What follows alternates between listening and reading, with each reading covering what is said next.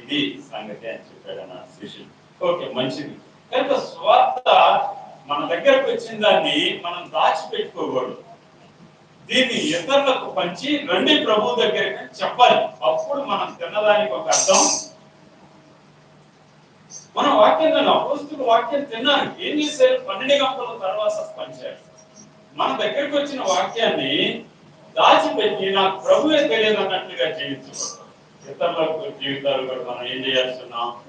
నింపాల్సి ఉన్నాం. నేను ఎందుకు బయలుదేరాను? నింపడానికే కదా. నేను ఎందుకు రిస్కులు పే చేసి పెట్టడానికి ఇష్టపడ్డాను? నేను ఎందుకు కుటుంబం నుండి దూరం అవడానికి ఇష్టపడ్డాను? ఎందుకు అన్నింటినీ విసర్జించడానికి ఉద్దేశించడానికి ఇష్టపడ్డాను అంటే, ప్రభువు నాకు పంచిన దాన్ని నలుగురికైనా పంచితే వాడు పరలోక రాజ్యానికి వెళ్తారు అని.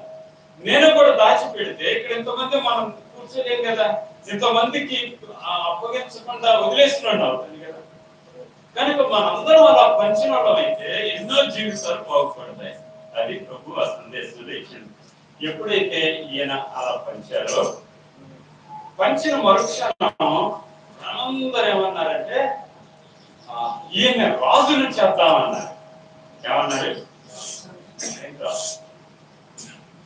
అప్పుడు వాళ్ళకి రాజు లేడు, వేరే రోమిలో పరిపాలన చేస్తున్నారు ఇశ్రాయేలీ.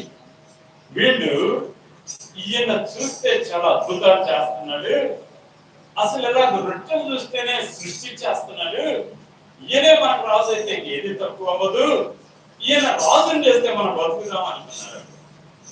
అందుకని చూడండి, యోహాను సువార్తలో 6వ అధ్యాయంలో ఇదే బాగా రాసింది. యోహాను సువార్త 6వ అధ్యాయం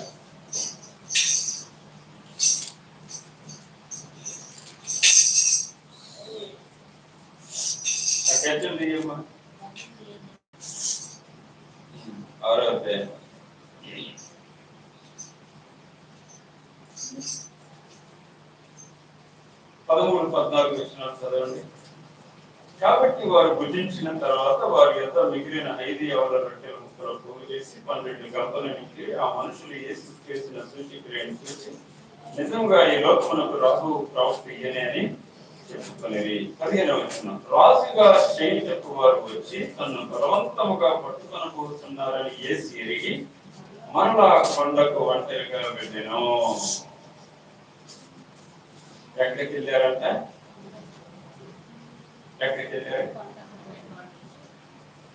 ఇక్కడ చూడండి ఏముందో, 14వ అధ్యాయం 22వ వచనంలో 21వ వచనం, స్త్రీలను పిల్లలు కాక తినిన వారు ఇంచుమించు 5,000 మంది.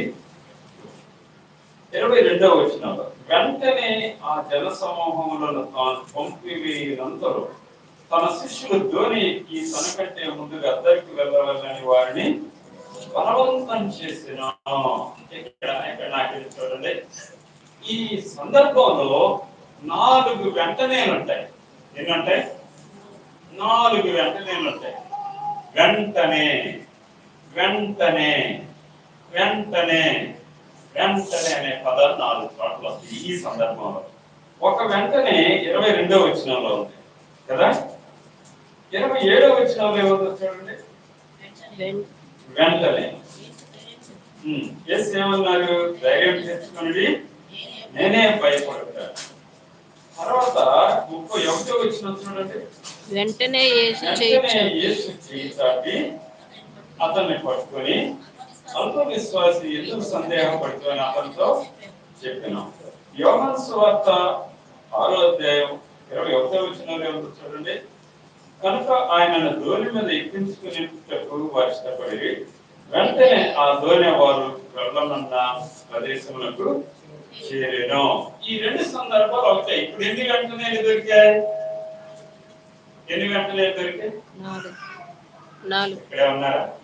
ఎన్ని వెంటనే అనే పదాలు ఎన్ని చోట్ల దొరికాయడా?